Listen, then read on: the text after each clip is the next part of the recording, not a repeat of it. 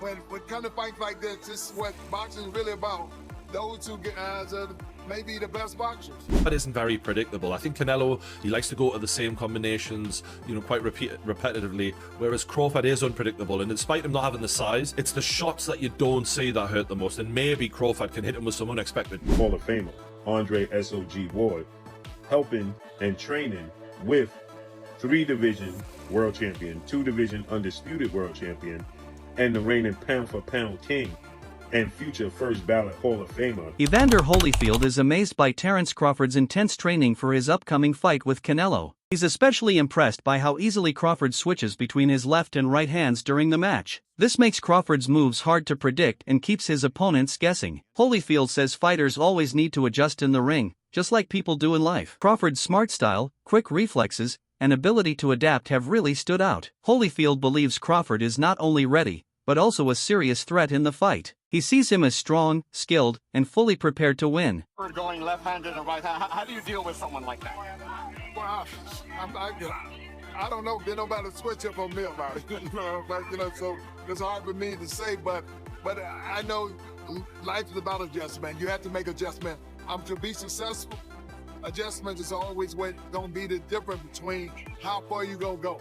As Terence Crawford gets ready for one of the biggest fights of his life, help from boxing legend Andre Ward is proving very important. Ward, known for his smart fighting style and discipline, is helping Crawford prepare for his match against Canelo Alvarez. Their training isn't just about building strength, it also focuses on mental toughness. Ward has faced strong opponents before, so he understands the kind of challenge Crawford will face. Together, they're working on a plan to disrupt Canelo's usual rhythm and take control of the fight. With Ward's guidance, Crawford is becoming even more focused and prepared. Right.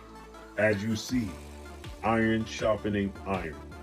2 legends, 1 retired, 2-division undefeated Olympic gold medalist, first ballot Hall of Famer, Andre S.O.G. Ward, helping and training with 3-division world champion, 2-division undisputed world champion, and the reigning pound-for-pound king and future first ballot Hall of Famer, Terence Bud Crawford, as Terence Crawford is preparing to become a 4-division world champion August 3rd when he faces off against WBA super welterweight, junior middleweight world champion Israel Madrimov, and the WBO title will be on the line as well. This is epic. There's shadow boxing. Terence Crawford in southpaw stance, as you see Andre Ward in the orthodox stance. Many people starting to speculate. Recent training footage shows Crawford intensely focused on body shots, an area where Canelo is usually strong. His punches are quick, accurate, and designed to drain energy over time. The video highlights Crawford's strategic approach, emphasizing how targeting the body could wear down Canelo and create openings in later rounds. This glimpse into his preparation reveals not just skill, but a deep commitment to exploiting any advantage. Crawford clearly sees body shots as a key weapon in his plan to win.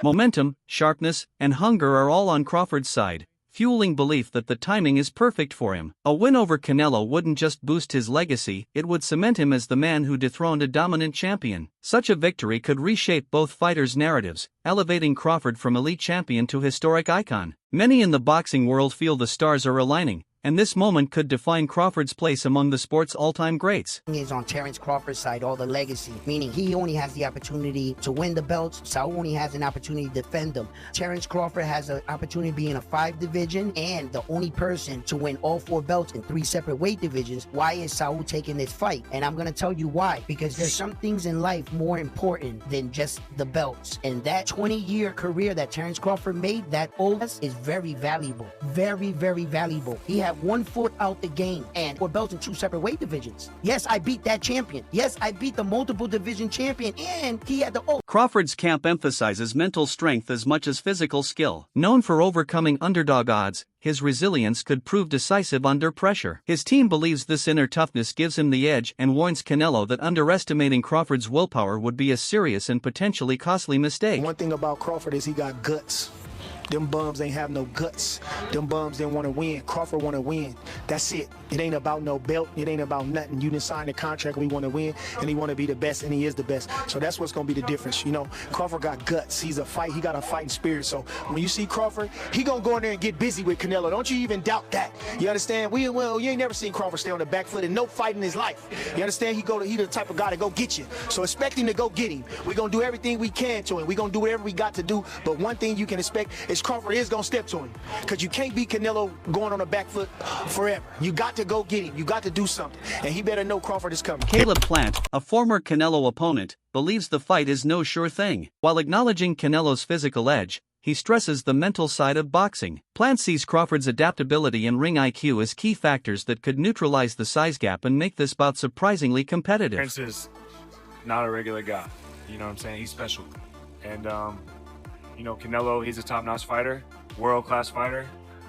Still on the pound-for-pound list, I'm sure towards somewhere near the top. And it's exciting. You know, Terence is freakishly strong. He can punch, he's got good crack. He can fight from both ways. Orthodox, southpaw, he can fight at mid-range, close range, outside.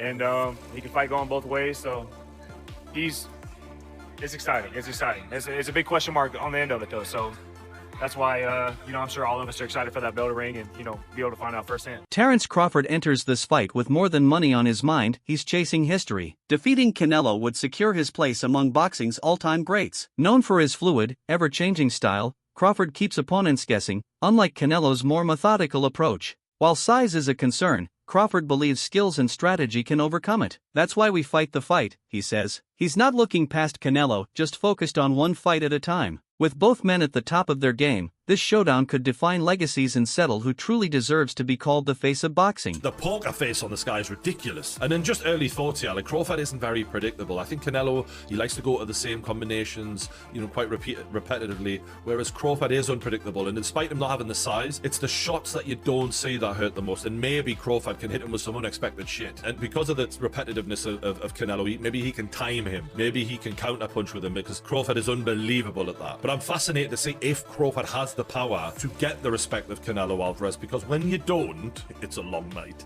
It's not nice. Like Crawford did well against Madrimov, and he won that fight for me quite clearly. But Madrimov was countering him. You know, if you can counter the counter puncher, you can give them a lot of problems when they're not used to that. And Canelo can counter people really well. And as great as Terence Crawford is, we've never seen him in there with someone with the power of Canelo Alvarez. This is a different world of power. And look, maybe Canelo doesn't throw as many shots as he used to, and maybe Crawford might look at that and go, you know what, I'm going to try and outpoint this guy, not get into a war with him, but just show my boxing, you know, genius and outpoint him and outland him. That's possible. It is. This is why this is such a fascinating matchup, man. You know, we've been treated to some amazing fights. Usyk Fury, for example, this is another one of those mega fights on Riyadh season. Bill Haney's support of Terence Crawford is more than hype. It reflects deep respect from a seasoned voice in boxing. Haney praises Crawford as a generational talent, urging fans to stop wavering and pick a side. For Haney, Crawford belongs on boxing's Mount Rushmore. Trainer Bomac McIntyre echoes this confidence, highlighting Crawford's sharp mind and adaptability as his greatest weapons. While rumors swirl about a knockout bonus,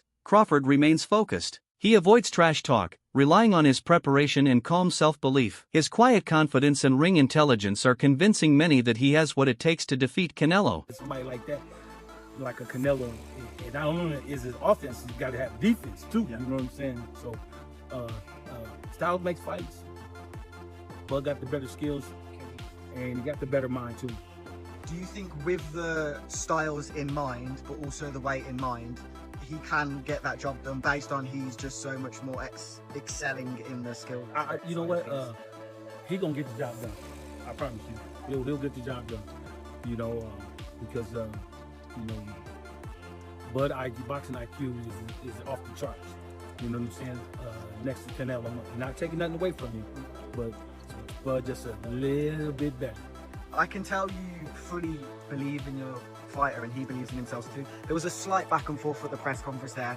That was just a battle of belief. Who believes they're better? Obviously Terence believes he's better. Did you look into that? What happened at the press conference there as the first That's words? That's just press conference, man.